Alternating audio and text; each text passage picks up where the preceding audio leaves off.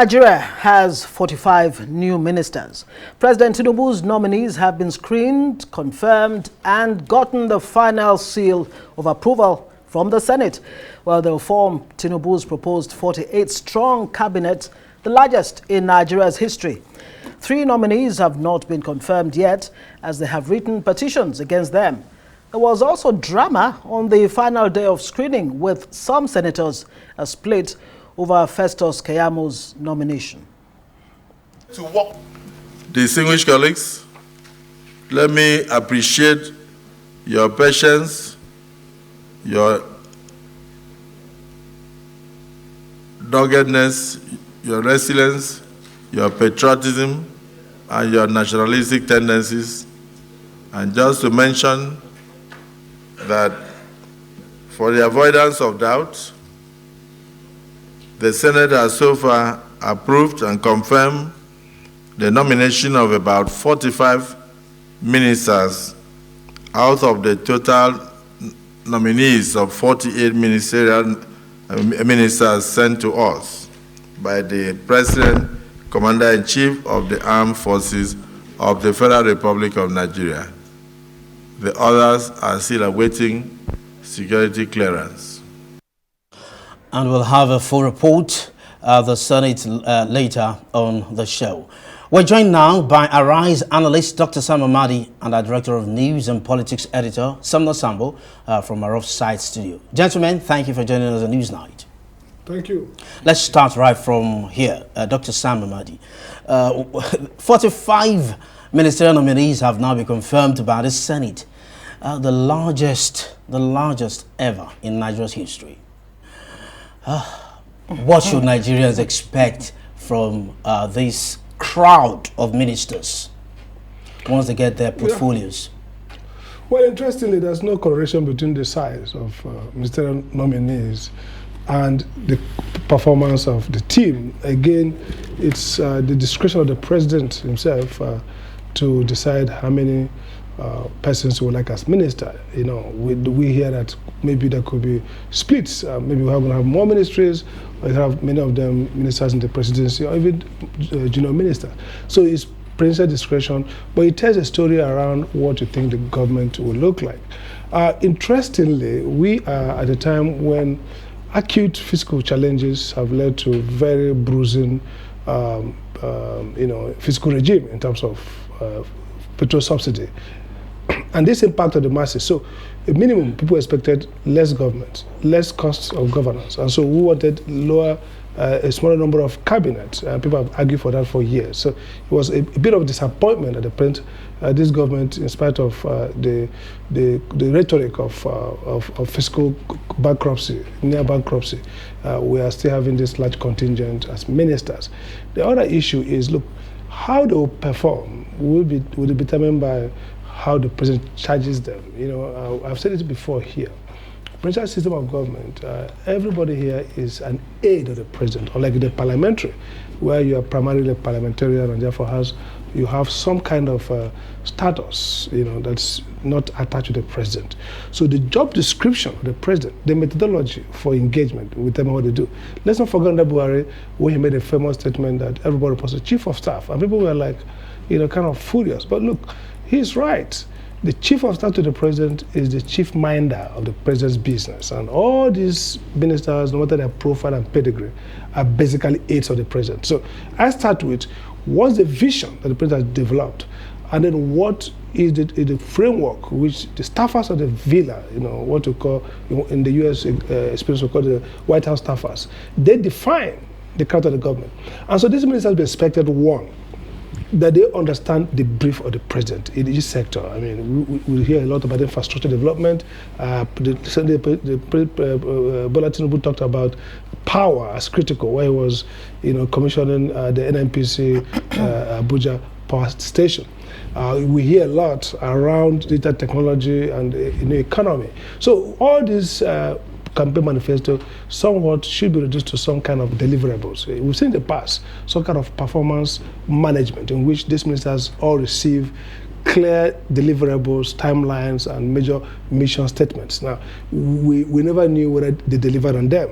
But when you put a ministerial list of majorly politicians who are very strong politicians, whose first incentive, and this is how it matters, every performance depends on incentive. These guys are there to fight to control their political base. So if it's somebody who was a former governorship aspirant, lost election, you put him on ministerial train, he's thinking about the next election, 2007, he would obviously do his work with a sense of watching out for the political chessboard, how it's moving. So I think that what they will deliver and what we should expect depends also on the presidency, the charge they gave them, and also who you are appointing. From now, look at this cabinet. It seems to me that the focus is not one kind of big performance, because the mixed match of competencies, of pedigree, suggests to me that politics is probably a big part of the deliverable for them. I mean, I can't imagine how some of the governors that are there would understand project management for 8 years. Some of them didn't even lift a finger in development. So how would they fit into a reshaped landscape of competence and project management? So takeaway is, look, it depends on what the president wants. And it looks so far, it looks like his politics is writ large in this cabinet. Somna Sambo, is this the dream team that you expect to carry on President Tinubu's vision? What are your thoughts, both in terms of quality of the nominees, of course, the quality of questioning, and that episode with Festus Keyamo? Did the Senate miss an opportunity to regain the confidence of Nigerians? Yes, indeed. I mean, if you look at the character of the Senate during that screening period, you discover that, many senators were not allowed to actually say what was on their mind, and this is to actually let the leadership of the Senate know that Nigerians are actually tracking all the activities that are ongoing, because if the Senate does not live up to the responsibility of holding public officials to account right from the screening process, whatever happens to the government, the Senate will not be absolved of it. So it's very important that we get the governance processes right from the screening and confirmation process, so that we don't have people going into the federal cabinet and sleeping, especially now that we are having a larger cabinet, because President Buhari, the former President Buhari had 44 ministers, and you and I know that even some ministers did not know themselves so much because of how governance was, very tardy. This time around, we expect serious deliverables, and I want Mr. President Bola Tinubu to revisit his renewed hope agenda as he tries to constitute this cabinet fully. Let him ensure that the deliverables are in line with the current realities. Where he needs to readjust that campaign manifesto, he should do that. Nigerians are not going to find it funny with him if, with all these huge numbers of people, the deliverables after 1 year in power, if he's permitted by the court, is under delivery of public services. For us to permit this large number of, cabinet, it means that there must be something exceptional that he wants to do. And just like Dr. Sam Amadi has said, we must ensure that politics does not drive the front seat. The time for politics is over. It's time for governance. And so we must hold people account. Nigerians themselves must not be docile. We must hold these public officials to account while we await the decisions of the court. Nonetheless, what is very critical here is that the Senate too must be questioned on some of its processes. And now we've seen 45 being screened, and then just 3 being left, not that are yet to be confirmed. So if they say they are awaiting security reports before they confirm, so the question is, what was the DSS and other security agency, what were they doing? What reports did the Senate receive prior to now, and why did the National Assembly has to still await another one? If it has said it was setting up, maybe it's public petition, ethics and public petitions committees were the ones that were investigating this, it would have been a different ballgame. But nonetheless, I can say that the quality of nominees that we have is just like between 15 to maybe 20 members of this proposed cabinet that I'm seeing that are really out to work. The rest, just like Professor Sama said, it looks like it's a preparation for either a rerun or 2027. Interesting. Thank you for your thought, Samna. Let's get back to Dr. Amadi. Are we beginning to put, or do we continue to put politics ahead of human interest, overriding human interest in Nigeria? Or what's exactly going on in this scenario? Well, for politicians, politics comes first. Interestingly, but it sounds sad, but that's the truth. That's why developed democracies converge public interest and politics, because accountability. So what does that mean? If you don't perform, you don't get re-elected. And that's why the heart of what this is the electoral process. Now think about a president who comes to power knowing that the electoral process could punish him. That president will work hard to get the right kind of people because he takes the blame. Again, back to National Assembly, like he said. The National Assembly always does very bad job. This is the worst job they have done. The Senate President says, we'll be patriotic, rigorous. What kind of work did they do? Now, you have a nominee who has real allegations of corruption while he was in former office, even fake certificates. These are serious issues that you do in hearings. The Senate has no business rushing to confirm people. The same Senate would have constituted itself into a hearing and get those petitions and publicly. You see, if you watch hearings for confirmation, they sit like as if they're in office. The other person sits opposite them. They ask you a question. We have this petition of so date. You are late to have done this. They answer themselves. So this idea of we're waiting for security report by who? By the same DSS that did not do a good job. Because first and foremost, let's be clear here. There's no requirement, statutory requirement for DSS or SSS, whatever you call them, to vet anybody for ministerial nomination.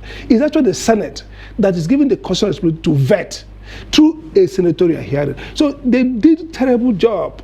Look at Kiyamo. You raise the issue around this is a minister in the first government. So if his job scorecard is what you should have examined, you alleged that he refused to attend to parliamentary summon. That is a constitutional breach anywhere in the world. It is enough to earn him a sack immediately from that list. You should have put him, you say, okay, let him, he didn't even explain his stewardship of the 50 billion. You confirm. Well, according to him, to be fair to him, he did say that the World Bank actually took charge of the disbursements. The point I'm making is that it's not about that not a kobo came to his ministry. He's not been elected to be guilty or not. The question is procedure, rigor. You see, parliamentary, let me tell you, these guys don't have the disposition for parliamentary work. Parliamentary work is not another form of politics. Democracy is designed that the parliament to be different from the executive. So the idea of question and answer, senatorial confirmation, is not another add-on. Okay, just give a list and then explain to us. That's not. But the third point is this, and I've said it: you can't screen or confirm anybody through this process. It's not rigorous. So back to the question: is it politics or governance? Let's not deceive ourselves. The morning shows the day. What we are seeing today is putting together a political team. Governance doesn't come from the moon. If you don't align incentive of politics and governance, you won't get governance. Because politicians are going to think politically. All right, we'll explore that even more. Absolutely. Let's come back from this report. Omar Bazwaye actually has all the details of what happened in the Senate today.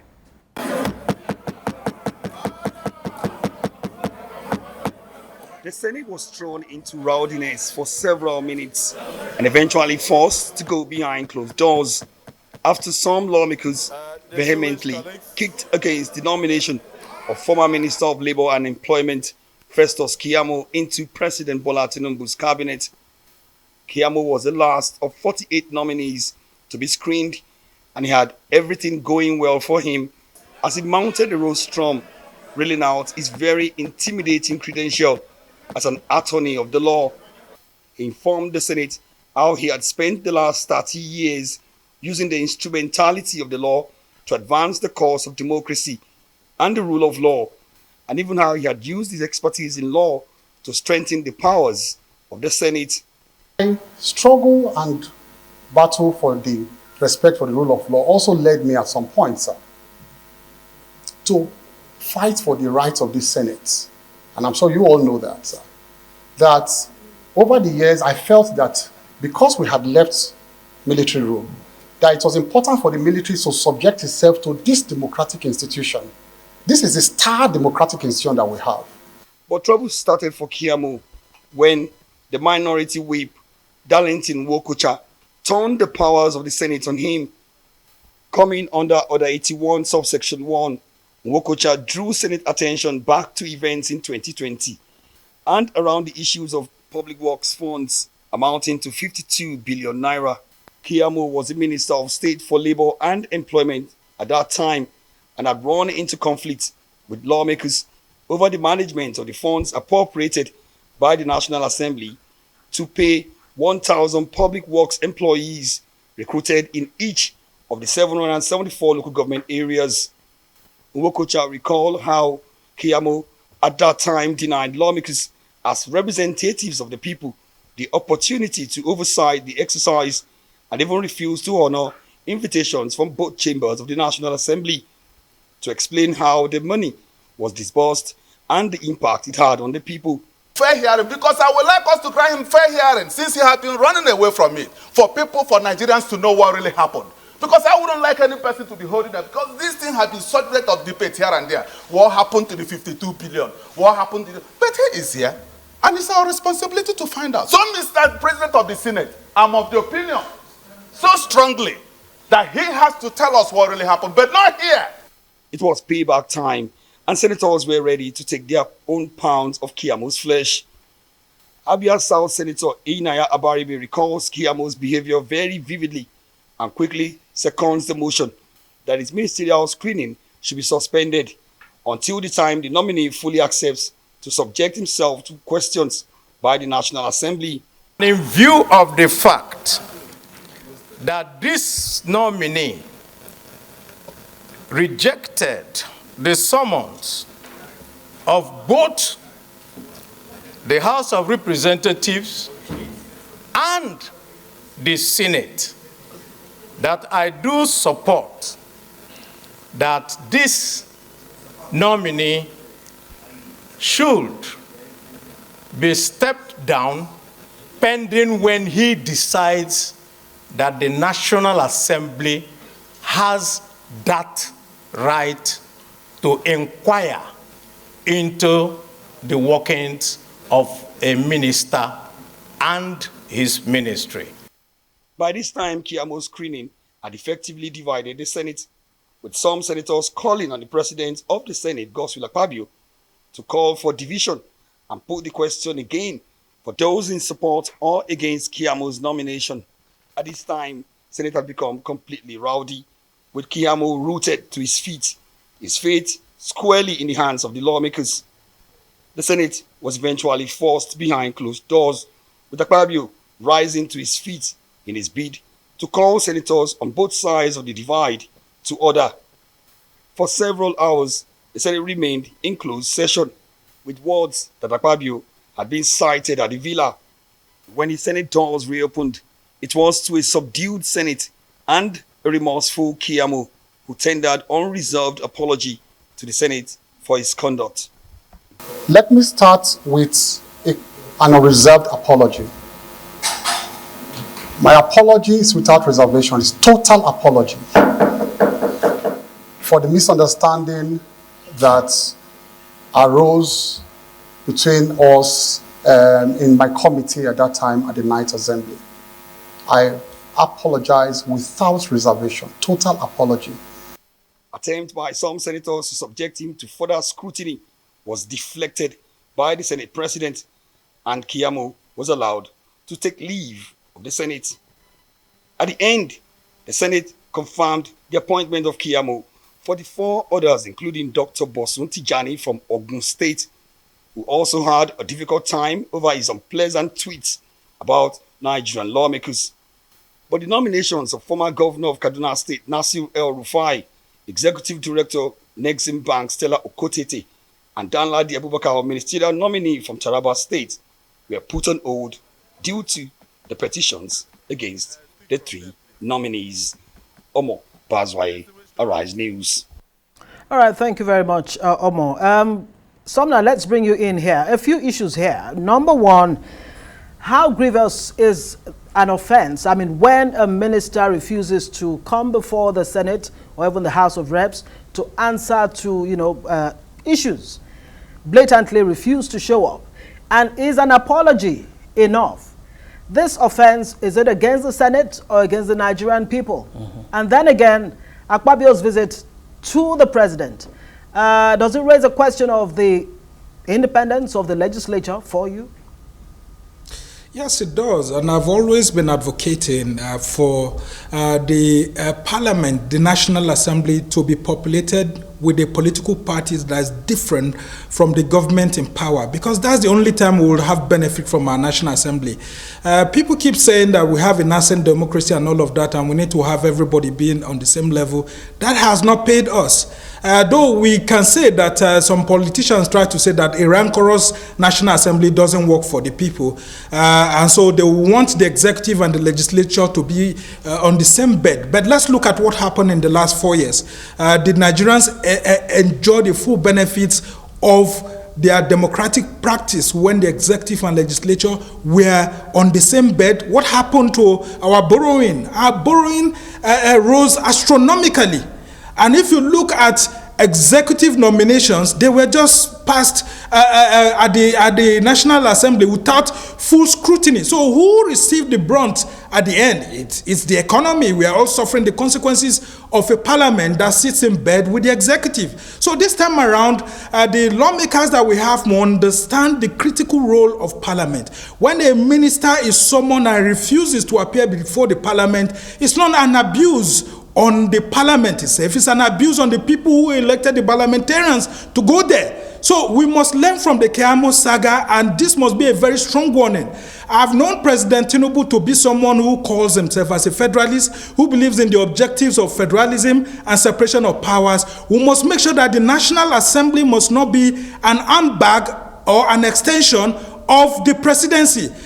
President Tinubu, having been a former federal lawmaker himself, a senator in the aborted Third Republic, must allow the National Assembly to work. And the leadership of the National Assembly, led by Senator Godswill Akpabio, must not go to the to the executive and try to sell himself to the executive. We must try to prevent such a situation whereby, unless the president says something, the members of the National Assembly cannot take independent views. And I would want to refer President Tinubu and his new ministerial nominees to what he said on page 69 of his renewed hope mandate, which he had read. These are the two critical things that I'm expecting that will be putting before these ministers. He talked about constitutional review, saying that the constitutional legislative list will ensure that states are given greater control over certain critical matters of focus. Areas will include crime prevention, prison, stamp duties, and all of that. When they were in the opposition in the ACN, they always pride themselves as federalists, people who want the states to become stronger and, have the capacity to be able to function without allocations from the federal government. The new Attorney General of the Federation that must be given these powers must prepare grounds for this to take full effect through constitutional review. And then the issues of resource allocation. He said it there that he will embark on a review of the Federation revenue allocation system to recalibrate the division of funds among the three tiers of government. We all know what happened between Tinubu's government and Obasanjo's government at the state and federal level. We must now see deliberate efforts by the Tinubu administration and his group of progressives to reduce the stranglehold of the federal government on the state, allow more states to have funds, allow the local governments to breathe so that the poor will be able to have more for them. These are the challenges of governance ahead. If not, the federalist credentials of President Tinubu and his group of progressives that left the ACN to form the APC will be questioned. When we come back on this night, we'll be right back on this subject. Don't go away.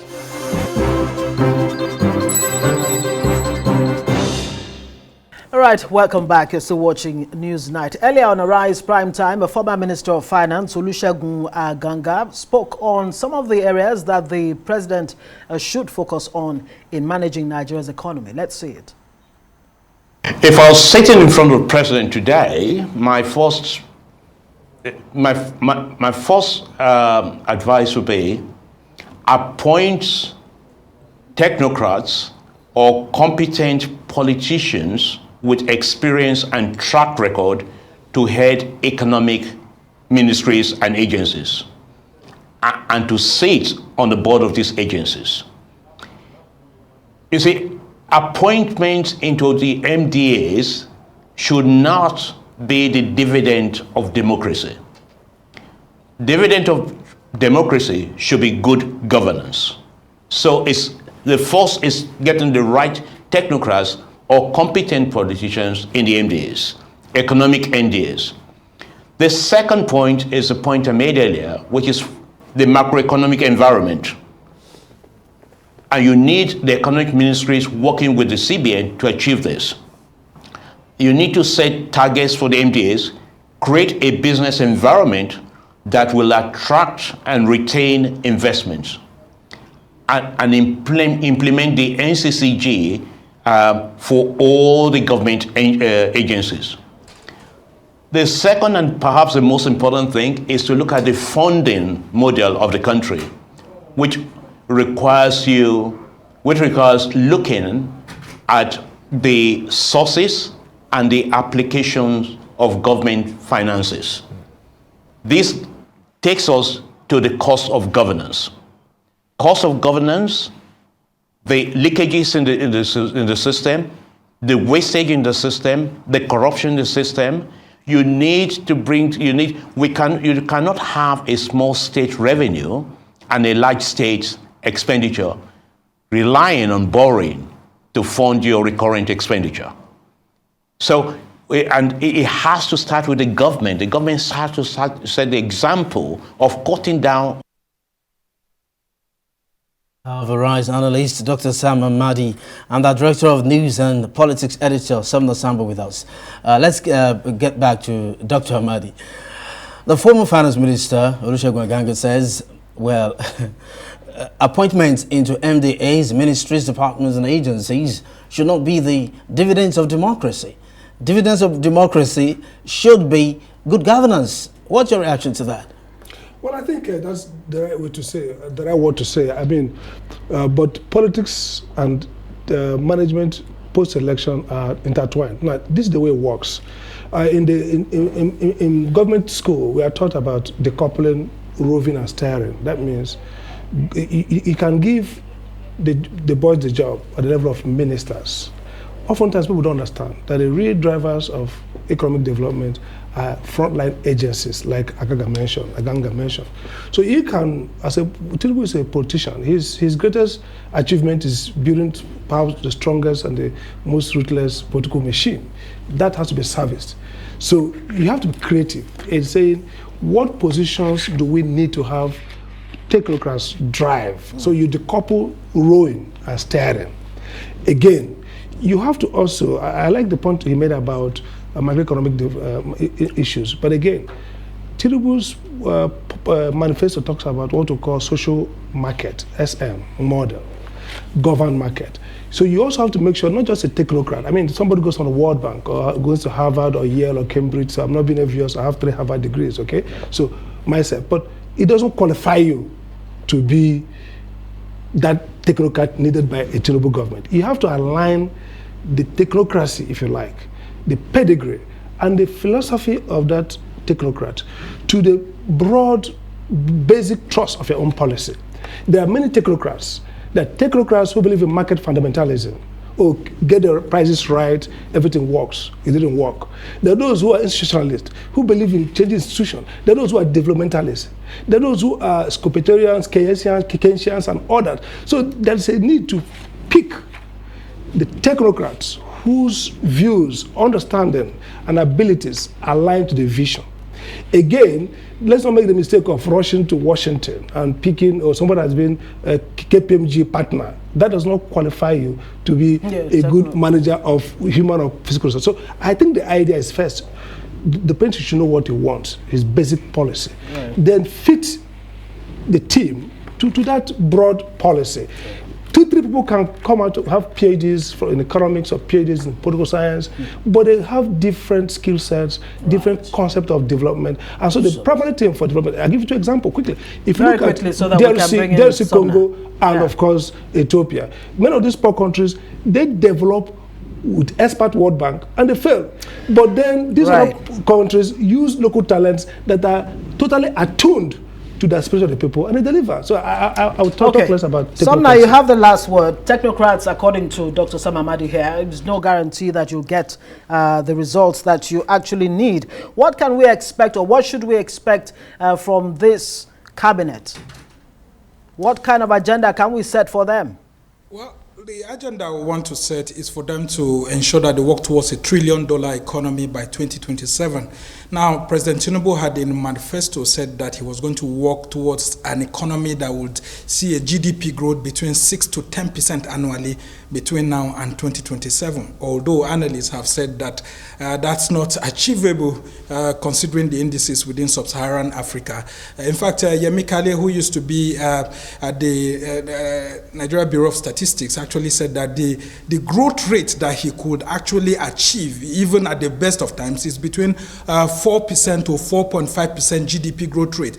Well, he has assembled this large cabinet and we'll get to see if indeed this is the squad that will help him to, attain that 6 to 10% GDP growth rate. But I can tell you that if we're able to work towards a $1 trillion economy between now and 2027, Tinubu would have scored a very good one. The only time we ever achieved 10% GDP growth rate was around 2003 to 2005 due to the multiple reforms that we did with the, banking recapitalization that we had, and of course the economic reforms that happened. But of course you could see that cabinet then of people like Ngozi Okonjo-Iweala, Charles Soludo and all of that. I mean, very hard-working cabinet. Since then we've never had a 10% growth rate. Since 2010 it's been between 6% and below, and of course you could see all the worst indices we had under the last administration. Well, the table is now set for them to go and work, but I just hope they don't go and eat on duty rather than doing the work. There's a lot of hard work ahead, and if anyone thinks that getting into this cabinet is going to be like the previous Tea Party where people will rest and not do so much, well, we've been told that Tinubu is a micromanager. We'll get to see. But I can tell you that if the courts allow him to be in power between now and 2027, Nigerians are going to be demanding so much from him. There's no resting time for this cabinet because we are giving them the room to do so much, spend so much, so we need so much results from them. The president said, do not pity me. I asked for this job. I will do it. Somna Sambo, thank you very much. Arise News editor there. And of course, Dr. Sam Amadi, Arise analyst and director, Abuja School of Social and Political Thought. Thank you both of you for joining us.